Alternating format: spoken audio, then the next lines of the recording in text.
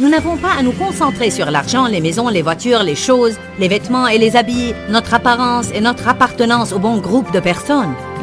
Aimez Dieu, aimez les autres, aimez Dieu, aimez les autres, aimez Dieu, aimez les autres. Faire les choses que Dieu vous guide à faire. Restez avec nous dans Jouissez de votre vie.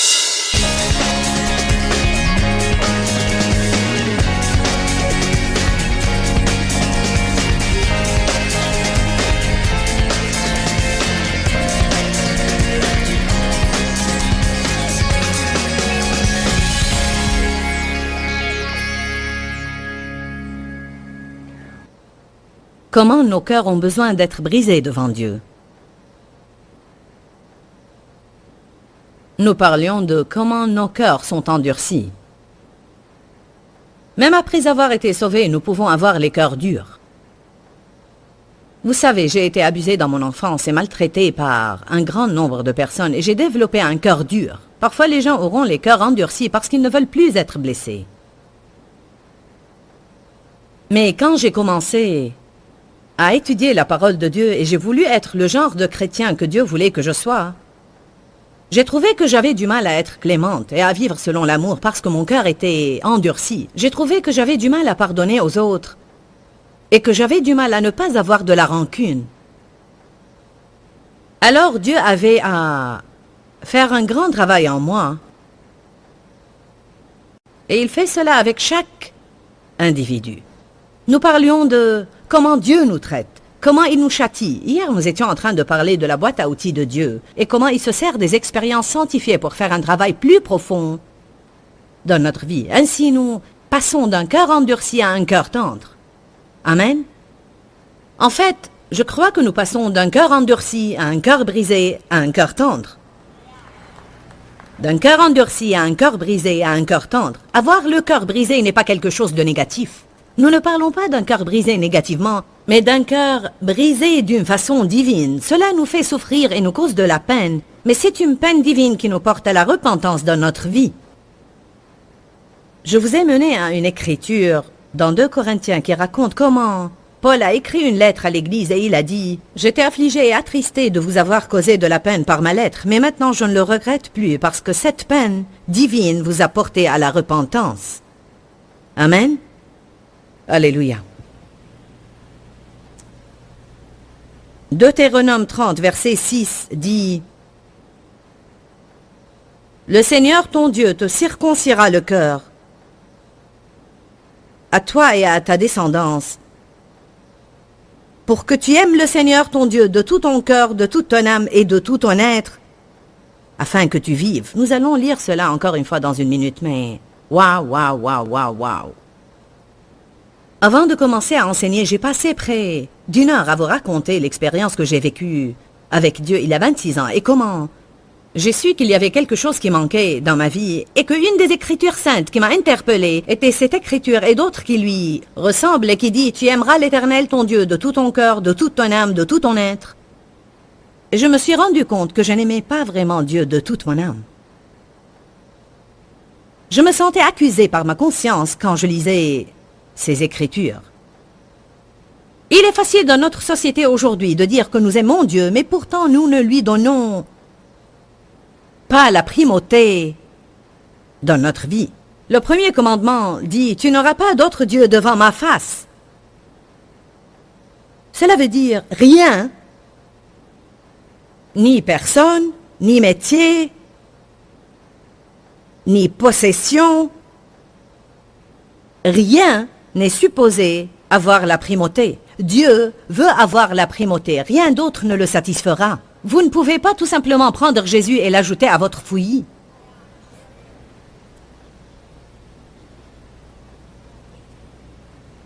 La Bible dit dans Matthieu 6, 33, « Si vous vivez en accord avec cette seule écriture, elle changera votre vie. Cherchez premièrement le royaume de Dieu et sa justice, et toutes ces choses vous seront données par-dessus. » Dans l'histoire de Marie et Marthe, quand Jésus est venu chez elle, et Marthe était occupée aux soins domestiques, la Bible amplifiée dit elle était affairée et très occupée aux divers soins domestiques. Il y a plein de choses dans le monde qui peuvent nous distraire, n'est-ce pas? Elles essayent d'envahir notre vie et de prendre ce temps que nous avons besoin de consacrer à Dieu tous les jours. Marie a oublié le travail et s'est assise aux pieds de Jésus et Marthe s'est mise en colère. « Pourquoi tu ne lui dis pas de m'aider ?» Et Jésus lui répondit, « Elle a choisi la bonne et la meilleure part. Si nous donnons à Dieu ce qui lui revient de droit légitimement, c'est-à-dire la première place de notre vie, toute autre chose reprendra sa place légitime et toute autre chose marchera parfaitement. Si vous donnez à Dieu le temps avant toute chose, il peut vous faire gagner du temps le reste de la journée. » Alléluia. Peut-être cette écriture dérange certains d'entre vous aujourd'hui. Sinon, alors je suis peut-être en train de prêcher le faux message et je ne crois pas que je prêche le faux message.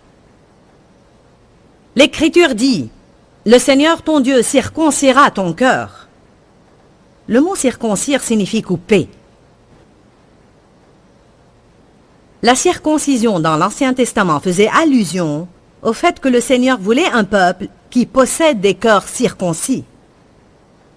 Alors les choses dans l'Ancien Testament étaient l'ombre de ce que Dieu voulait vraiment et qu'il allait accomplir à travers Jésus. Tout enfant de sexe masculin devait être circoncis. Il devait avoir le prépuce coupé, ce qui était certainement douloureux. Souvent, le fait d'avoir les cœurs circoncis est douloureux, mais il produit quelque chose de bien dans notre vie. Nous devons vivre avec des cœurs circoncis devant Dieu. Cela veut dire couper toute autre chose. Tout ce qui pourrait prendre la place de Dieu doit être coupé. Tu aimeras Dieu de toute ta pensée veut dire être préoccupé par lui.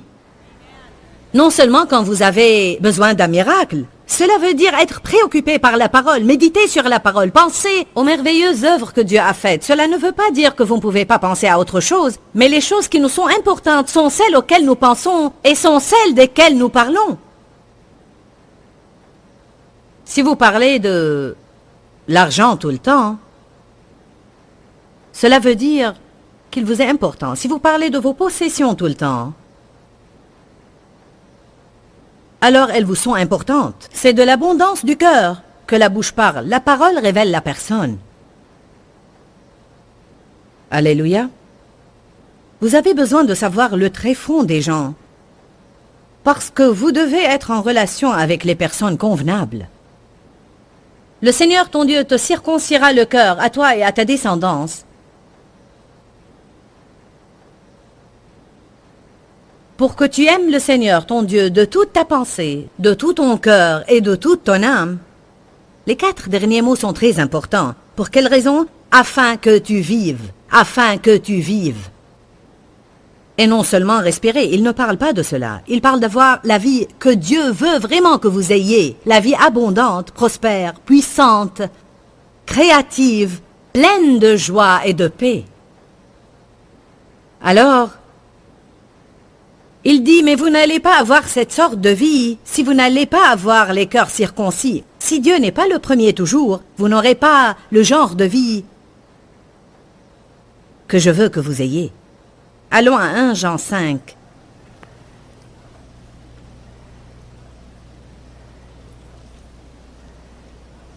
Verset 21. Que sont les idoles à votre avis? Elles sont plus que des statues sculptées devant lesquelles les gens se prosternent.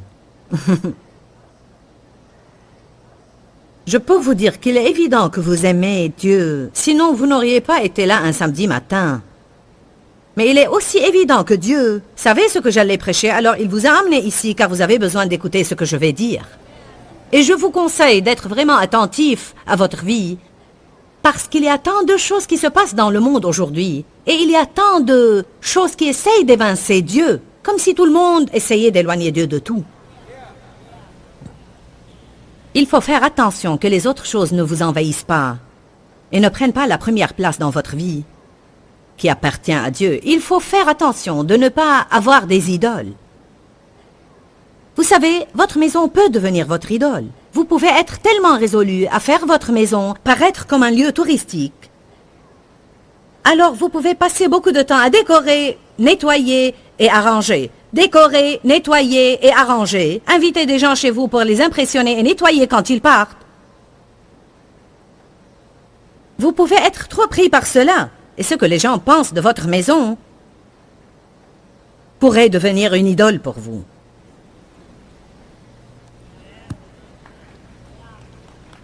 Cela est vrai. Notre apparence peut devenir une idole pour nous. Amen.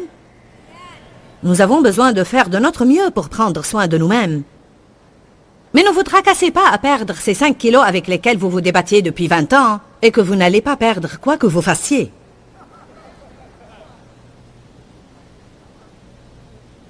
Ne comparez pas votre apparence à celle des autres et ne faites pas de votre beauté une idole. Ne passez pas tout votre temps à vous bichonner, à vous habiller et à vous peinturlurer. Vous savez, c'est pourquoi la Bible dit que ce qui est important pour Dieu est un esprit paisible et doux qui n'est ni anxieux ni tendu. Il ne s'agit pas de se parer d'or, ni de perles, ni d'habits somptueux. Et vraiment, la Bible ne dit pas qu'il y a du mal dans ces choses-là, comme certaines religions voudraient que vous croyiez. Dieu veut que je paraisse belle. Il me regarde tout le temps et je ne veux pas lui faire peur. À vrai dire, j'essaie de m'habiller décemment et je dis au Seigneur plusieurs fois le matin en m'habillant, je m'habille pour toi, Jésus. Je veux te représenter d'une façon décente aujourd'hui et je veux m'habiller avec excellence. Mais vous pouvez dépasser une certaine limite. Les personnes qui se fichent de leur apparence vont vers une extrême, mais il en est de même de ceux qui raffolent de leur apparence. Il faut que tout soit gardé en équilibre. Nous pouvons faire d'une personne une idole. Vous pouvez idolâtrer tellement une personne que vous lui obéissez beaucoup plus que vous n'obéissez à Dieu. Savez-vous qu'il y a des personnes qui vous éloignent de la volonté de Dieu et des personnes qui vous font comprendre clairement que si vous ne faites pas ce que je veux que vous fassiez, alors vous ne pouvez pas être en relation avec moi. Je vais vous rejeter si vous ne faites pas ce que je veux que vous fassiez, et ces personnes peuvent vous empêcher d'accomplir la volonté de Dieu. Alors il faut que vous en arriviez au point où, oui, je veux votre amitié, mais si vous allez m'éloigner de la volonté de Dieu, alors je le choisis à lui.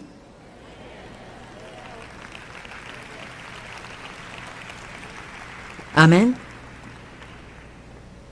Alléluia. Très souvent, les femmes veulent savoir au sujet de la soumission et où fixer les limites.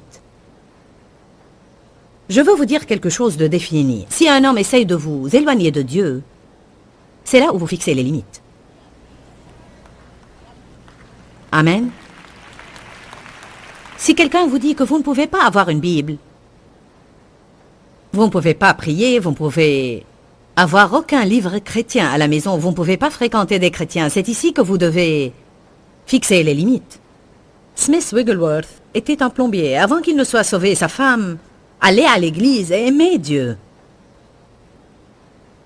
Quand elle allait à l'église, il piquait une crise et il lui disait « Quand tu reviendras à la maison, la porte sera fermée à clé et tu ne pourras pas rentrer. » Elle lui disait « Bon, Smith, je t'aime, mais je ne vais pas abandonner le Seigneur. J'ai besoin d'être à l'église. » Une fois, elle y est allée et quand elle est rentrée, la porte était fermée à clé et elle a dormi sur le porche. Et quand il a ouvert la porte le lendemain, il se sentait vraiment... Elle est entrée. Elle lui a préparé le petit déjeuner. « Bonjour Smith, comment vas-tu? » Wigglesworth a fini par naître de nouveau. Il a été rempli du Saint-Esprit et il est devenu un des plus grands prédicateurs au monde. Maintenant, que serait-il arrivé si quand il a dit « Tu n'iras pas à l'église », elle avait dit « D'accord. Il faut se soumettre. » Ne soyez pas des pharisiens endurcis. Nous devons nous soumettre à l'autorité, mais ne vous soumettez pas à quelqu'un qui vous pousse à pécher. Que se passerait-il si votre patron vous disait « Je veux que vous... » Il se peut qu'il ne le dise pas littéralement, mais que se passerait-il si vous poussez à tromper un client ou à mentir? Amen. Ne vous soumettez pas à lui. Et si je perds mon travail, peu importe. Dieu vous a trouvé ce travail. et il vous en trouvera un autre. Nous ne pouvons pas faire des choses des idoles. Les idoles sont des choses devant lesquelles nous nous prosternons. Vous vous souvenez quand Jésus a passé 40 jours dans le désert avant de commencer son ministère public et il a été tenté par Satan? Et Satan lui a dit, « Si tu te prosternes devant moi seulement cette fois-ci... » En fait, le diable essaye toujours de nous porter à nous prosterner. Ah oui, il faut que je garde cette relation. Oh oui, il faut que j'aie cet argent. Comme notre frère qui vient de sortir de la prison a dit tout à l'heure qu'il croyait qu'il fallait qu'il ait cet argent. Il devait l'avoir et il a fait un acte malhonnête pour l'avoir. Et puis il a passé 2 ans en prison pour que son cœur soit circoncis. Amen. Combien d'entre vous peuvent confirmer qu'il a le cœur tendre maintenant? Il a le cœur brisé, amen. C'est un homme au cœur repentant. Il n'est pas quelqu'un qui a dit « Oups ». C'est un homme qui a été brisé devant Dieu. Et Dieu ne l'a pas mis en prison exprès pour lui apprendre cette leçon, mais Dieu permettra que des choses malheureuses arrivent dans notre vie pour qu'on en arrive au point où nous pourrons vivre. Afin que vous viviez. Maintenant, cet homme est prêt à avoir une vie. Maintenant, il est prêt à dire non au péché parce qu'il a expérimenté les conséquences du péché. Vous vous souvenez de ce que j'ai lu dans le psaume 119, 6 et 7? Avant d'être affligé, je me suis égaré. Mais maintenant, ce sont tes paroles que j'aime, que j'écoute et que je garde. C'est un homme différent. Pourquoi? Parce qu'il était affligé. Il a été coupé. Il a été circoncis. Coupé! Allez, donnez-moi mes cisailles.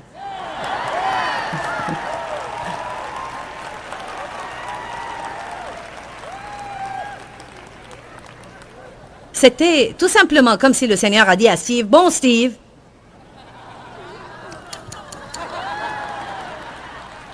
enfermez-le à l'intérieur pendant 1 semaine, de sorte qu'il ne pourra même pas sortir, qu'il ne pourra ni lire, ni faire quoi que ce soit sauf penser. Cela pourrait vous arriver. » Il a dit à quelqu'un, « Jetez-moi un livre. » Et il a reçu le livre « Le champ de bataille des pensées » par Joyce Meyer.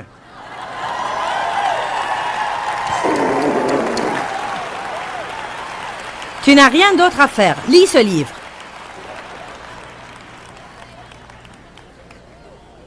La parole de Dieu nous taille. Les expériences scientifiques que nous avons dans la vie nous taillent. Elles nous font vraiment passer d'un cœur dur à un cœur brisé à un cœur tendre. Je ne crois pas que vous pouvez passer d'un cœur dur à un cœur tendre. Je crois qu'il faut que vous soyez brisés, en quelque sorte. Dieu a à nous confronter dans notre vie. Allons à 1 Jean 5, 21. Petits enfants, protégez-vous des idoles, des faux dieux, de toute chose qui pourrait occuper ou même prendre la place de Dieu dans votre cœur, de tout ce qui pourrait le remplacer et prendre la première place dans votre vie. Amen. Ainsi soit-il. Je vois une responsabilité ici. Bien-aimés, gardez-vous. Gardez-vous, protégez-vous des idoles. Ce n'est pas étonnant que la Bible dise « Veillez et priez ». Nous ne sommes pas censés veiller sur les autres. Nous sommes censés veiller sur nous-mêmes. Et chaque fois que nous voyons quelque chose qui ne plaît pas à Dieu, nous devons prier et demander à Dieu de nous aider. Tu aimeras le Seigneur ton Dieu de tout ton cœur, de toute ton âme, de toute ta pensée et de tout ton être. Tu aimeras ton prochain comme toi-même. De ces 2 commandements dépend toute la loi et tous les prophètes. Si nous pouvons nous concentrer à aimer Dieu et aimer les autres, aimer Dieu et aimer les autres, aimer Dieu et aimer les autres, oh, la vie sera très belle. Nous n'avons pas à nous concentrer sur l'argent, les maisons, les voitures, les choses, les vêtements et les habits, notre apparence et notre appartenance au bon groupe de personnes. Aimer Dieu et aimer les autres, aimer Dieu et aimer les autres, aimer Dieu et aimer les autres. Faire les choses que Dieu vous guide à faire, ces 2 commandements doivent occuper la priorité dans votre vie. Je répète, tu aimeras le Seigneur, ton Dieu, de tout ton cœur,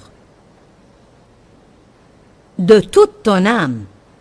Votre âme inclut vos pensées, votre volonté et vos émotions. Aimez Dieu de toute votre volonté, en soumettant votre volonté à la sienne. Vous aimez Dieu de toute votre volonté. Je mets ma volonté sous la direction de ta volonté. Vous aimerez Dieu de toute votre pensée en pensant tout le temps à lui, en ne permettant pas aux choses dégoûtantes et malveillantes de remplir vos pensées. Ne pensez pas à des choses auxquelles vous ne devriez pas penser.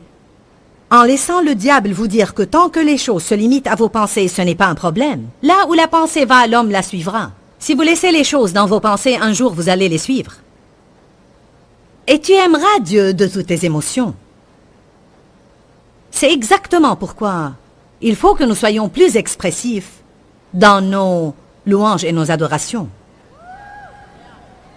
J'ai le don de crier, alors je dois pousser vers Dieu des cris de joie. Dieu a mis un rythme dans mon corps, la capacité d'applaudir. Il m'a donné la capacité de lever les mains et le louer. La Bible dit 7 fois par jour, vous devez lever des mains innocentes vers Dieu. N'adorez pas Dieu comme si vous êtes mort comme ça.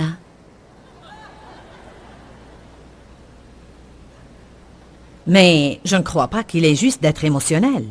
Vous êtes émotionnel à d'autres occasions. Vous êtes émotionnel dans les matchs de football et de basketball et quand vous êtes en colère.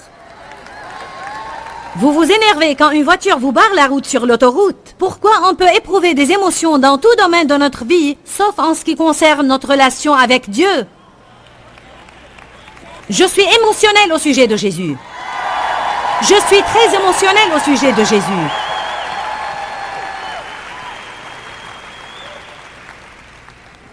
Je l'aime et je n'ai pas honte de le dire. Peut-être 2 milliards de personnes me regardent maintenant et je vous dis j'aime Jésus. Je l'aime de tout mon cœur, de toutes mes pensées, de tout mon être, de toute mon âme.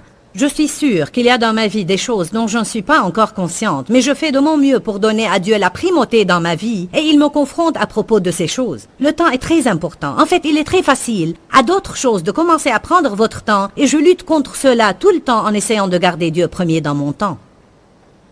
Les prémices de toute chose appartiennent à Dieu. Qu'est-ce qui montre qu'un homme a le cœur brisé? Un homme au cœur brisé est quelqu'un qui ne peut plus faire les actes qu'il faisait dans le passé. Nous avons parlé de combien il est important qu'un cœur endurci soit brisé. J'étais une personne qui avait le cœur dur pendant plusieurs années de ma vie et Dieu m'a brisé le cœur. Je crois qu'il veut et qu'il est capable de faire la même chose dans vos cœurs si vous avez n'importe quel problème ou vous voulez progresser dans ce domaine. La meilleure chose que nous pouvons faire maintenant, c'est prier, car si une personne a le cœur dur, elle ne pourra pas bien écouter Dieu.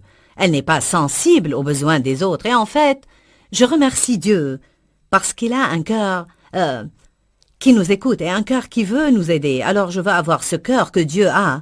Et je crois que vous le voulez vous aussi. Je vais prier pour vous maintenant. Père, nous venons au nom de Jésus.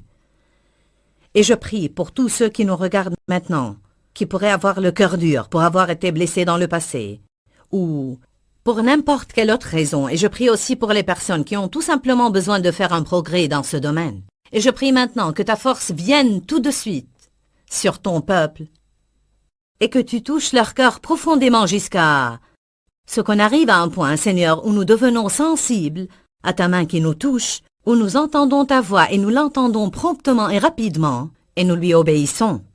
Je prie que nous traitions les autres de la manière que tu veux que nous les traitions.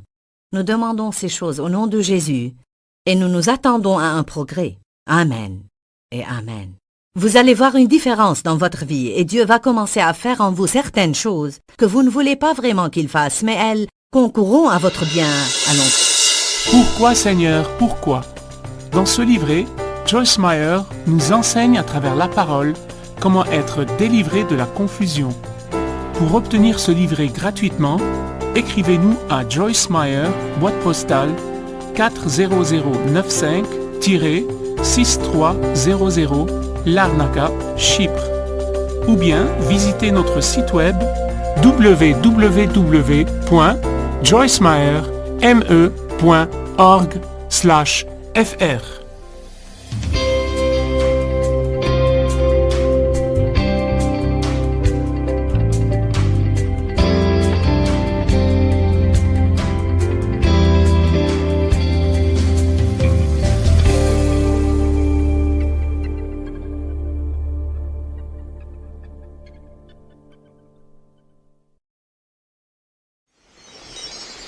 prêche la maintenance. Je vous donne en fait quelques garanties en vue d'attaques futures.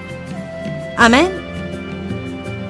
N'allez surtout pas penser que ce que vous venez d'entendre maintenant soit sans valeur. Si vous êtes un chrétien né de nouveau, vous avez la chose la plus importante au monde. Restez avec nous dans Jouissez de votre vie.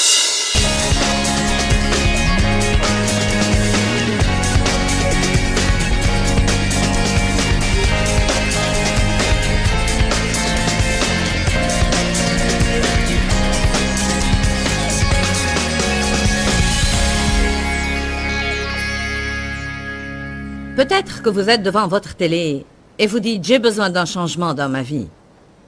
Acceptez Jésus comme votre sauveur. Repentez-vous de vos péchés.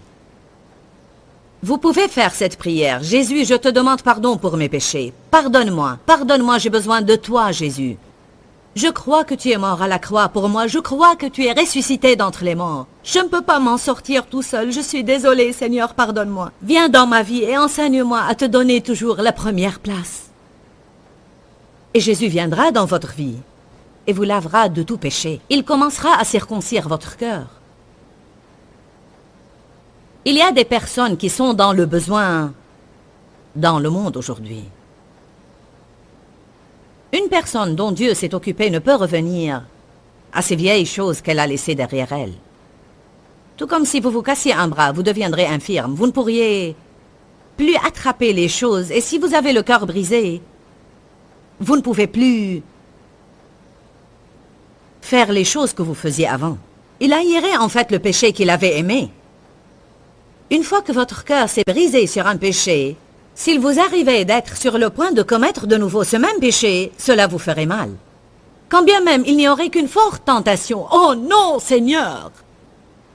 Pardon, je suis désolé. Je ne pense pas que le roi David ait commis un deuxième adultère et qu'il ait jamais tué un autre homme parce qu'il avait été brisé par sa conduite à l'égard de Bathsheba et d'Uri. Quand il fut finalement mis devant son péché et qu'il vit l'horreur de ses actes, ce qui a brisé son cœur, c'est que Dieu lui ait tant donné et qu'il n'en ait pas considéré la valeur. Imaginez quand Nathan a dit « David, tu aurais pu tout avoir. Dieu t'aurait donné n'importe quoi.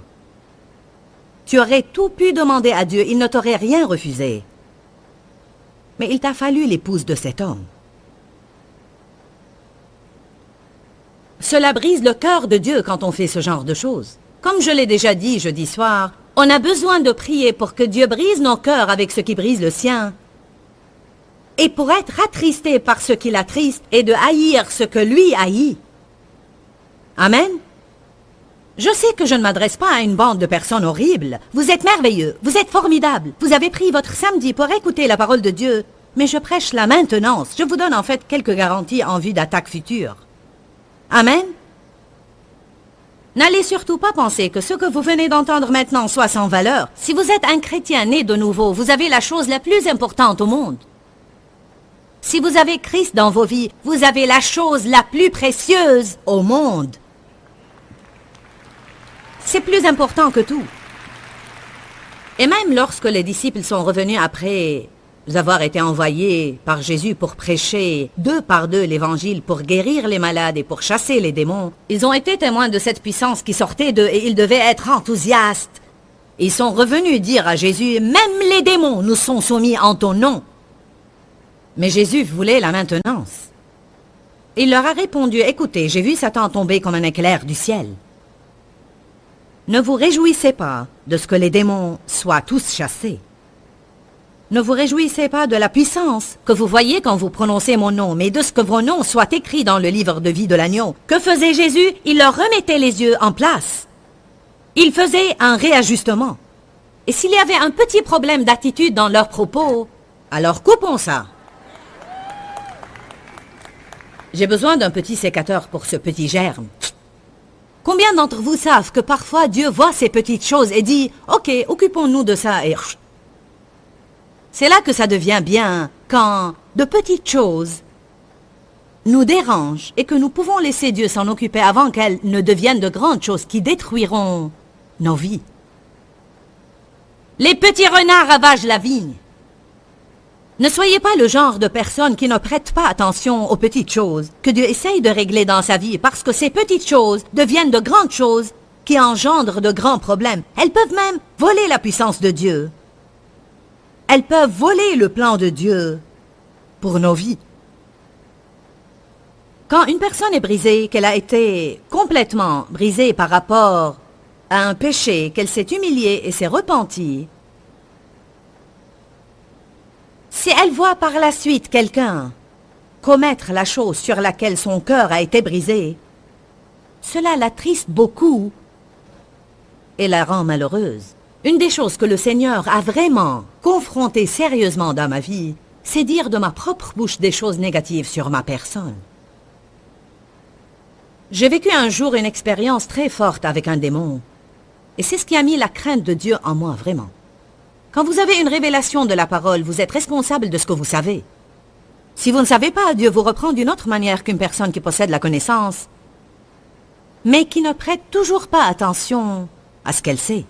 J'ai étudié le sujet de la justification, j'ai appris qui j'étais en Christ, j'ai appris à dire « Je suis en Jésus, justice de Dieu ». J'ai écouté des cassettes à propos de la justification. J'ai entendu parler de la puissance d'une confession négative. Je recevais une révélation. Un matin, je me suis disputée avec Dave et il est parti au travail. Cela a dû se passer il y a à peu près 22 ans parce que c'était quand notre dernier enfant était bébé. J'étais assise dans la cuisine, lui donnais à manger et Dave était parti. Dave avait essayé de me reprendre sur quelque chose, mais je ne l'avais pas bien pris. J'étais assise, après que Dave soit parti, me parlant à moi-même. C'est vrai, c'est de ma faute, tout est de ma faute. Je suis tout simplement stupide, je n'arriverai jamais à rien, je ne peux pas faire quelque chose correctement. Et là, j'ai discerné qu'une présence démoniaque passait à travers ma cuisine. Je veux dire, je ne la voyais pas d'une manière physique, mais dans l'esprit. C'était juste comme un gros nuage, un nuage d'oppression qui venait sur moi, et je pouvais sentir qu'il commençait à m'envelopper. Et je vais vous dire quelque chose, la crainte de Dieu m'a saisi, et j'ai dit, je suis la justice de Dieu en Christ, je suis la justice de Dieu en Christ, je suis la justice de Dieu en Christ, je suis la justice de Dieu en Christ. Et plus je le proclamais, plus il faisait marche arrière. Ces choses-là sont réelles. Je ne pense pas qu'il y ait désormais quelque chose qui me fasse plus de mal chez quelqu'un que de l'entendre dire des choses humiliantes ou négatives le concernant. Si je pouvais lui dire « Oh non, ne faites pas cela !» Parce que j'ai vraiment approfondi le sujet, je sais que c'est très dangereux. C'est dangereux de dire de telles choses sur soi, amen. Qui est coupable de cela? Ce jour doit marquer la fin d'un tel comportement.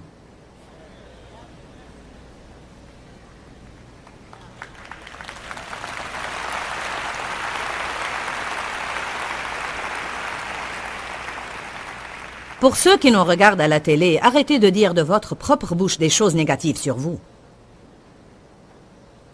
Ce que tu dis, c'est ce qui t'arrive. Donc, plus vous dites de mauvaises choses, plus vous allez avoir de mauvaises choses. Tout ce que vous faites, c'est ouvrir une porte à l'ennemi. Donnez une chance à Dieu, proclamez la parole. Vous ne vous comportez pas encore de la manière que vous aimeriez, mais Dieu travaille en vous. Vous ne vous trouvez pas là où vous auriez besoin d'être, mais vous n'êtes plus là où vous étiez.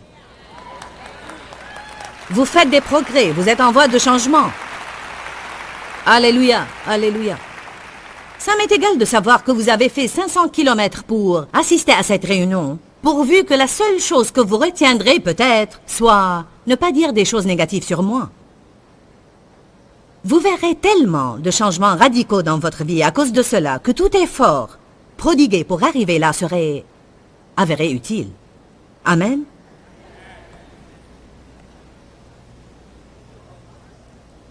Dans certains domaines, une personne au cœur brisé, bien qu'étant joyeuse de nature, sera triste. Vous dites, bien, à quoi cela rime-t-il? C'est que cette personne est profondément peinée et attristée par le mal qu'elle voit dans le monde. N'y a-t-il pas des choses du monde qui vous attristent? Ah, les compromis. Même la manière dont les gens s'habillent parfois, le genre de vêtements que certaines femmes portent aujourd'hui. Ah, mon Dieu!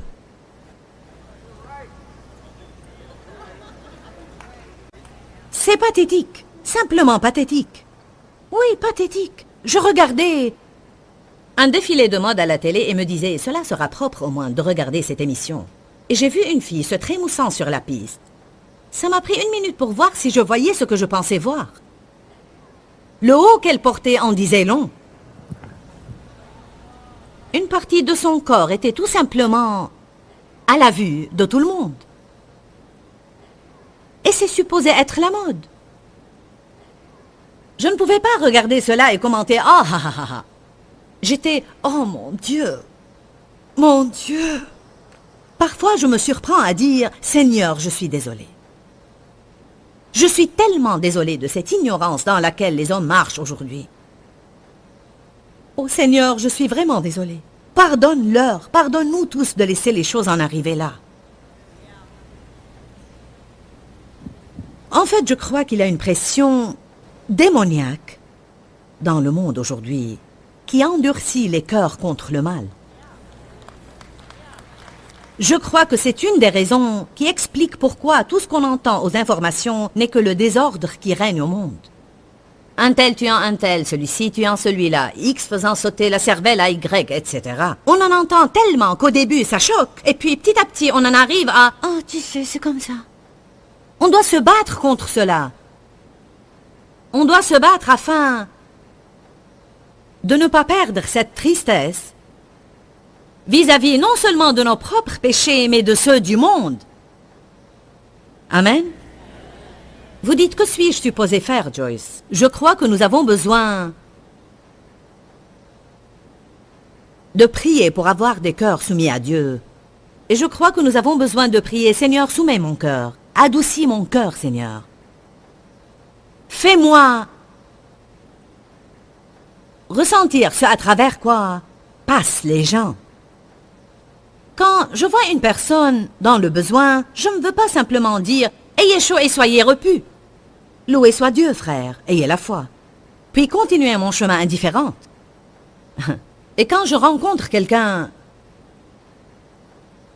qui a le cancer, je ne veux pas lui ressortir le refrain charismatique. Loué soit Dieu, il connaît tes besoins. Non, je veux sentir quelque chose. Ça me fait peur si je ne sens rien du tout. Ça m'effraie de voir des personnes dans la misère et de ne rien sentir du tout, quand ça ne me fait plus ni chaud ni froid. C'est alors qu'on doit se regarder en face et dire « Seigneur, aide-moi, parce que je sens de la dureté s'installer dans mon cœur et je ne veux pas de cette insensibilité. Brise mon cœur par ce qui te brise le cœur. Permets que je sois attristé par ce qui t'attriste, que je haïsse ce que tu hais. »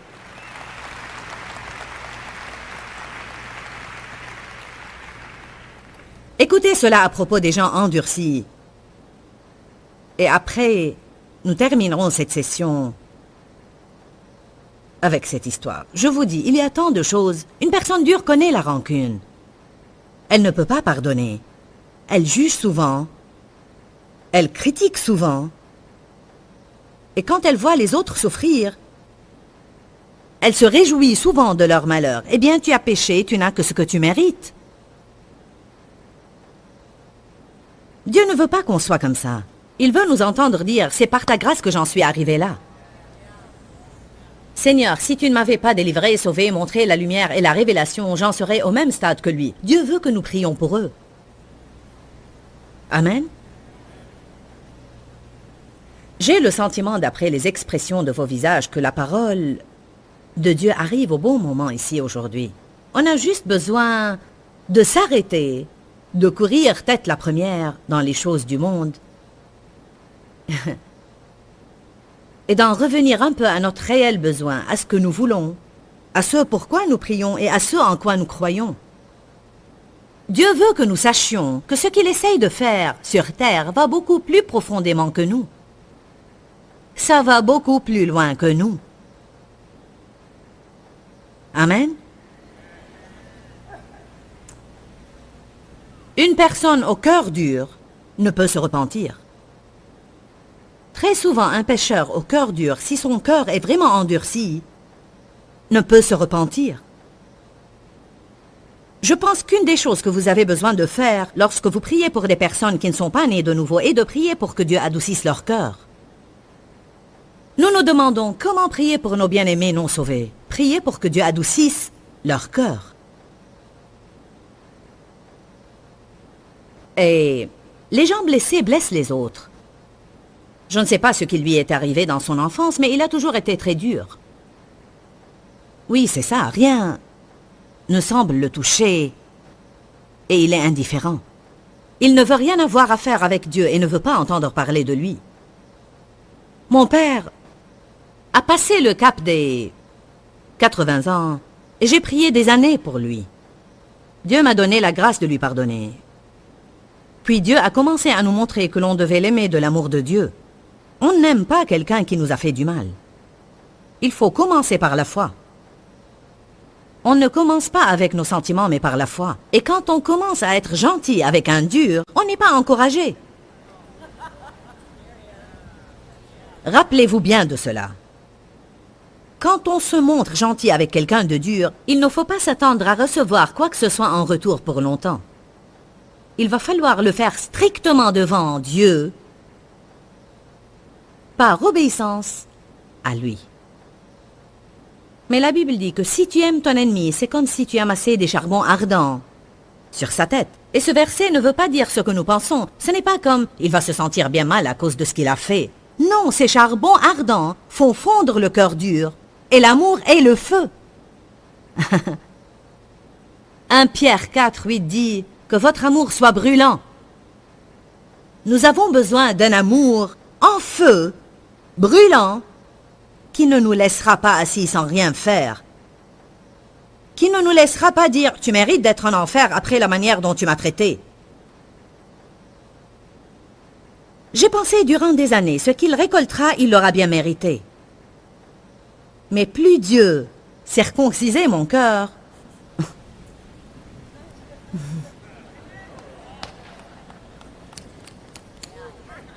regarde ce que j'enlève maintenant.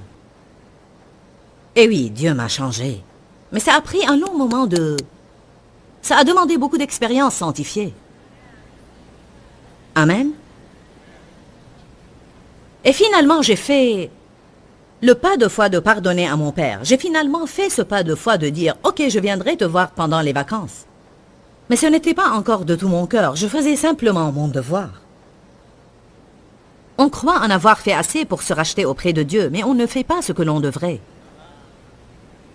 Puis Dieu a commencé à me montrer ce commandement. « Honore ton père et ta mère afin de vivre longtemps ». Et je me suis dit « Comment est-ce que tu t'attends à ce que je fasse ça ?» Comment je vais faire cela? Et vous savez ce que Dieu m'a dit? Tu respires. Ils t'ont donné la vie. Même si c'est l'unique chose que tes parents t'ont donnée, c'est quelque chose. Ils t'ont nourri alors que tu grandissais. Tu es allé à l'école.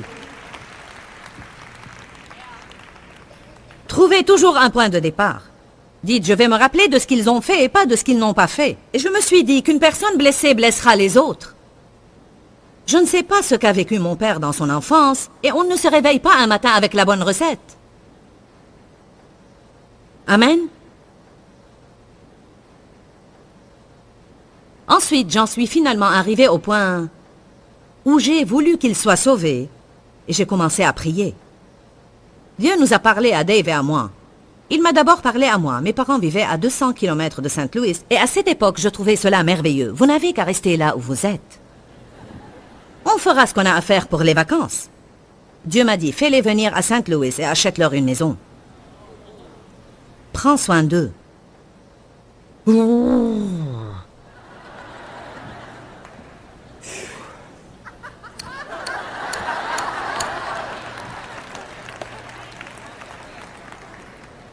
Assure-toi qu'ils aient une vieillesse heureuse. Personne ne s'est soucié de moi pendant mon enfance.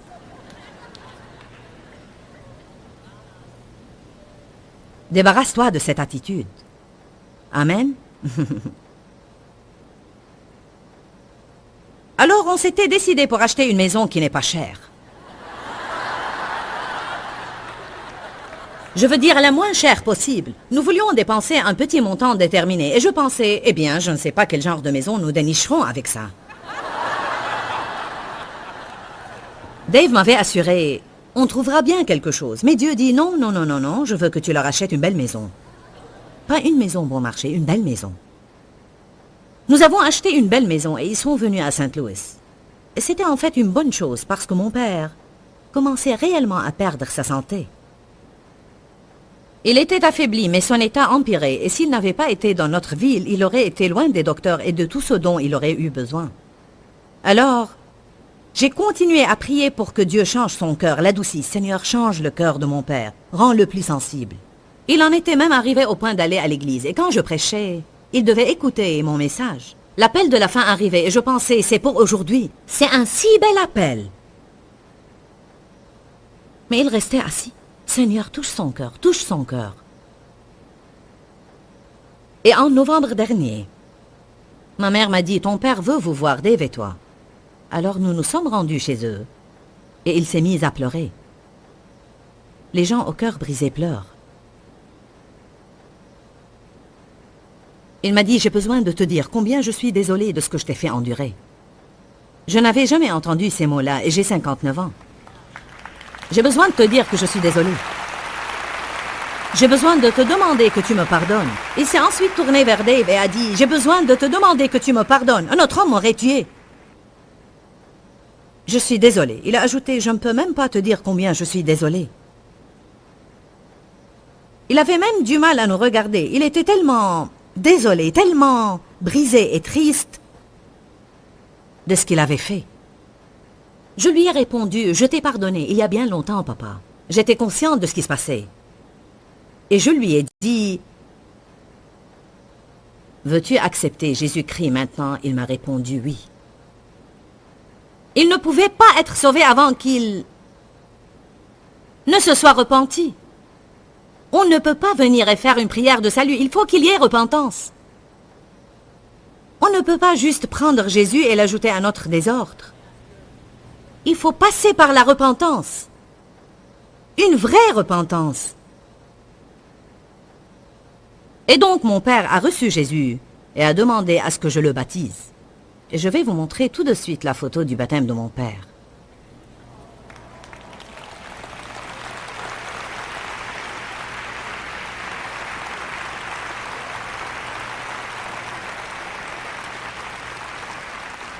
J'espère que cela donne à plusieurs de l'espoir concernant le salut de vos bien-aimés. Mais il faut prier pour que Dieu change leur cœur.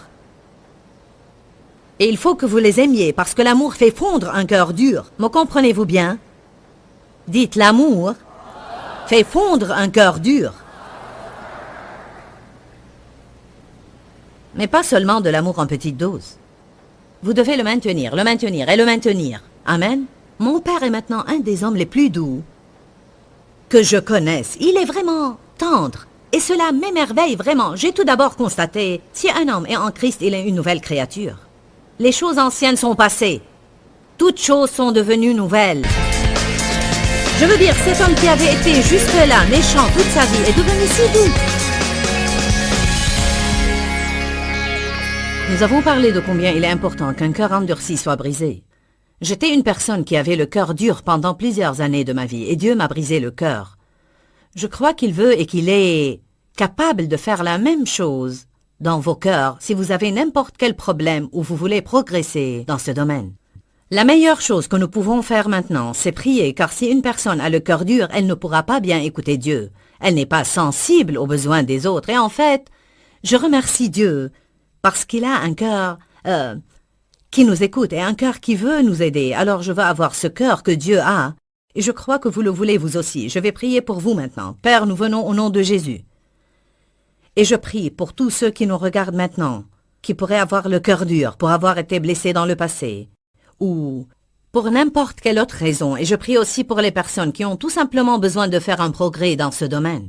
Et je prie maintenant que ta force vienne tout de suite sur ton peuple et que tu touches leur cœur profondément jusqu'à ce qu'on arrive à un point, Seigneur, où nous devenons sensibles à ta main qui nous touche, où nous entendons ta voix et nous l'entendons promptement et rapidement, et nous lui obéissons. Je prie que nous traitions les autres de la manière que tu veux que nous les traitions. Nous demandons ces choses au nom de Jésus, et nous nous attendons à un progrès. Amen et Amen. Vous allez voir une différence dans votre vie et Dieu va commencer à faire en vous certaines choses que vous ne voulez pas vraiment qu'il fasse, mais elles concourront à votre bien. Allons. Pourquoi Seigneur, pourquoi? Dans ce livret, Joyce Meyer nous enseigne à travers la parole comment être délivré de la confusion. Pour obtenir ce livret gratuitement, écrivez-nous à Joyce Meyer, boîte postale 40095-6300 Larnaca, Chypre. Ou bien visitez notre site web www.joycemeyer.org/fr.